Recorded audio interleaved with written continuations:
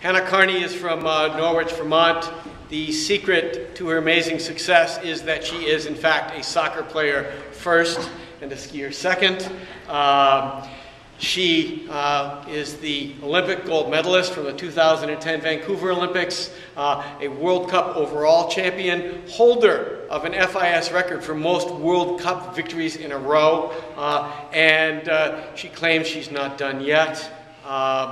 And I think she's got a great deal to tell us, to the extent that I'm going to lift the chapel prohibition for applauding at the end. So if they don't applaud for you, it's not because they don't like you, it's because they're well trained. If they do applaud, good on you. Please welcome Hannah Carney.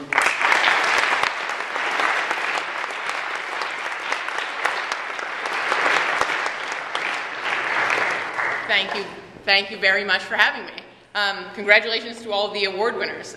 All the awards I've won in my life, besides the missing tooth award that my mom gave me when I was 4, have actually been for being really selfish. Unfortunately, that's part of success in sports, in an individual sport. But I don't mean that it's at the sacrifice of good deeds such as the ones you won awards for. I mean that in that all my decisions are made based on how I can get better at my sport. And again, that's not always training physically harder, it's making smart decisions about what is the best for you at that time. Let me back up. I am from Norwich, Vermont. That's not very far from here. I was born at the Dartmouth-Hitchcock Medical Center, and I learned how to ski when I was 2 years old. As most of you know, this area is wonderful for winter recreation. And honestly, if I didn't learn how to ski, I probably would have spent most of the winter indoors because it is awfully cold. But skiing is a great way to get outside. I don't even remember learning because I was so young. When I was 8 years old, my mom signed me up for an after-school skiing program at the Dartmouth Skiway. And once a week, I went out, I learned how to dance around on little skis to music, I learned how to ski moguls, and I learned how to go off little jumps. I had no idea that that was going to take me to the Olympics. I did it because I enjoyed it. It was a way to meet kids from other towns, not just Norwich, and I enjoyed it. In fact, the first year I was so shy that my mom did it with me. My soccer career began in a similar fashion when I wanted a pair of those shiny Adidas soccer shorts, and my mom said, "I'll buy you a pair if you sign up for soccer." I don't like all those strange kids. I don't know soccer. I don't know the rules. Okay. Scored a goal. Oh, that was really fun. And I played all the way through high school, where the Hanover High School soccer team won 2 state championships when I was playing, which was an honor to represent my school. And I, at the same time, was continuing to compete in mogul skiing, and at that time, the other disciplines of the sport of skiing. I also ran track for my high school. So what has become a rarity in the sporting world, if you look around, you hear the stories about Olympians and the sacrifices people make, and that is true, but you can also have a normal childhood. I remained in a public school, I ran track and played soccer. The sacrifices that I made were not in those realms. I kept my childhood friends, and I did what I thought was right for me, which was a balance. I also studied very hard, and that's not something I can just say now looking back as an inspirational message, study hard and you can win a gold medal. I really did, and that may have been the sacrifice. Every time I had a free period, I would go to the back of the library and get as much work done as possible because I knew on the weekends I was going to be driving to ski competitions, I would have absolutely no time to do schoolwork, so I worked incredibly hard. When I was 16 years old, I got to fly to Europe for the first time in my life. And I was at a competition called Junior World Championships. It was my first exposure to an international level of competition. So I started to get really excited about this sport.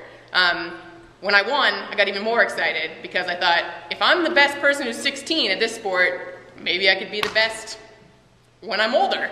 So I made the US ski team, and at this time I was still balancing my studies in the back of the library, as well as soccer and track and field. When I graduated high school, all of a sudden, I was still a US ski team member, but I was no longer a high school student. And that also meant that I was no longer a soccer player and no longer a track athlete. The timing for my first Olympic experience, which was 2006, was a year after I graduated high school. And unfortunately, looking back, everything's a lot easier to address what went wrong. But I now know that it was that I lost that balance. I had no track and I had no soccer, so in turn I was not in very good shape when it came to ski season, because those sports complement each other really well. I didn't think of one as more important than the other. I put all my energy into each of them, and so it made me a really well-rounded athlete. When I graduated high school and no longer had those ways to get in better shape, my skiing suffered, and I didn't compete as well as I had in the past. Bad time to have your first Olympics. I had won a competition that year that's at the same level as the Olympics. You're skiing against the same people from all across the world. And so I thought, well, okay, I can win the Olympics then. I beat them 3 weeks ago. But it turns out the Olympics are a little bit different. You guys got an opportunity to see that video that I'm honored to be a part of. And nothing like some slow motion and some dramatic narration to make it seem even more pressure-packed. But that's how it felt when you were there. I basically felt physically ill for the entire week of the 2006 Olympics while I was in Italy. Physical symptoms of like stomach aches when I thought there must be something, I must have food poisoning. Maybe it was actually just nerves as I tried to block out what makes the Olympics so special and just focus on skiing. Unfortunately, I got third to last place. And as soon as you cross that finish line, you've made a huge mistake. It's not as sad as you think you're going to feel if you just failed at your first Olympics, because it's almost surreal. It's like you're in someone else's body. You're like, there's no way that just happened. And when it sinks in, that's when you become really, really emotional. And I thought, maybe I should have just gone to college like all my other friends did. They're having a really good time there. I wonder if I made the wrong decision. I competed the next winter, sort of trying to overcome that disappointment. Maybe if I win a lot more competitions, I'll feel better about myself. Well, in the meantime, or while I was worrying about feeling better, I actually tore a ligament in my knee, which did not make me feel better at all. It hurt a lot. I was skiing in France, and I just felt like if you jam your finger playing basketball, how that really, really hurts? It's kind of like that, but my entire leg. That's what it felt like. And it turns that a ligament in my knee had just snapped in half. So I got it repaired back here, and all of a sudden, when you can't do something that you've done for so many years, it makes you realize that there was a chance you were taking it for granted beforehand. When I couldn't ski every day, and that I was no longer, my identity was not a US ski team member because I was just an injured person at home, it made me realize how much I really enjoyed what I was doing and what I had been doing for the last several years. And so every day I woke up, and this is when I started to learn about my body and how to get in better shape. I worked with trainers, and an injury makes you realize how your muscles are all connected and how if you get one part stronger, that can balance out the injury. So I had this new goal. Setting goals is pretty important. That's something I've also come across in my whole academic and athletic career. So I set this goal to return from a knee injury, which is not impossible. That happens all the time, but it's about a 6 or 9 month process of rehabilitating and easing back into a sport that I think you guys saw is probably not very good for your knees, so they need to be really strong before you can return to the sport. So I returned, competed once, and then I smacked my head and got a concussion. Shoot, out for the entire rest of that season. And at the time, it's just the most frustrating thing that could possibly happen. But when something happens that's out of your control, at that point, my head had been hit. I couldn't unhit it. There's nothing you can do but make smart decisions. So when the doctor tells you, don't compete, rest, and it'll pay off in the long run, that's what you do. You don't try to think you're better than the medical advice. You do everything you can to train. Maybe you start visualizing. Maybe you work on your stretching, all the things you can do with concussion. So I took it as an opportunity and said, okay, well, I'm stuck at home. I adopted a dog, and all of a sudden I was doing a lot more walks and a lot more hikes, up Cardigan, for example, with my new best friend. I made the most of the situation because there was really nothing else to be done at that point. And lo and behold, I was rewarded for my patience and dedication during that time. And that following season, I won a couple events. I was skiing really well. Sometimes rest is part of a process to improve at things, or a distraction, which is what soccer and track had done to balance out my skiing when I was younger. So this is now a year before the 2010 Olympics. And of course, as you start competing, those fears, the pre-Olympic year, the fears come back. What if I fail again? What if I fail? And then my answer to that was, well, I survived the first time. There's nothing to fear. The thoughts of failure are definitely scary, but the reminder that no matter what happens, my parents are going to love me the same, my life is going to continue, everything is going to be just fine, gave me a sort of calm on the day of the 2010 Olympics. Also, it helps to be the underdog in the sense that can't go worse than third to last. Well, it can't go much worse than third to last, so I was like, I have nothing to lose. I was going to say it was a beautiful day. It was disgusting. It was pouring rain.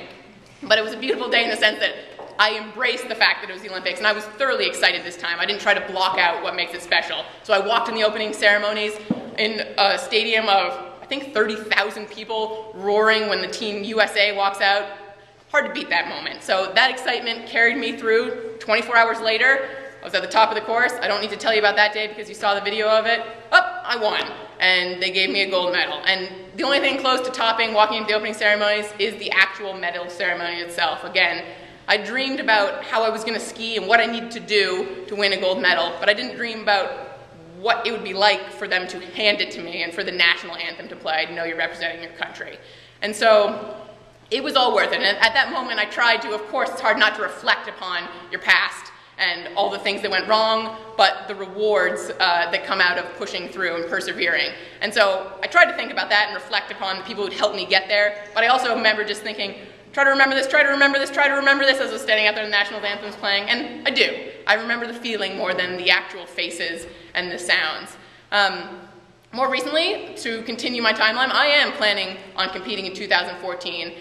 Since that, when I won the Olympic gold medal, I thought, I didn't really plan past this moment because my one goal in my sport had been win an Olympic gold medal.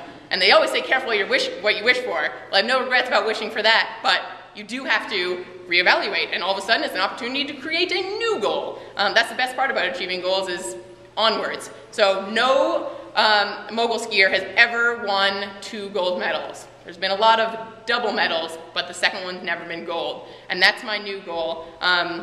I'm training every day to do the same. Unfortunately, I've had to readjust a little bit. I was at a training camp in Switzerland, right on track to achieve my goal, when I took a bad crash. Not a trick it was a trick I've done hundreds, literally thousands of times in the water, certainly hundreds of times on snow, and all of a sudden I was pitching forward into a mogul, and it didn't look that bad, but it certainly did not feel very good. And after a brief helicopter ride, which was by far the most terrifying part of the experience, hanging from a cable beneath a helicopter as they transport you through the Swiss Alps to a hospital, not knowing what's wrong with you, is a very, very scary experience. But again, you just have to surrender to it because everything is out of my control at that point. I trusted their technology, and it got me to the hospital, got me through the tests, and revealed that I had 2 fractured ribs and a very badly bruised liver, which I knew nothing about. Turns out you don't want to bruise your liver. So 5 days of bed rest certainly took away from my training plans,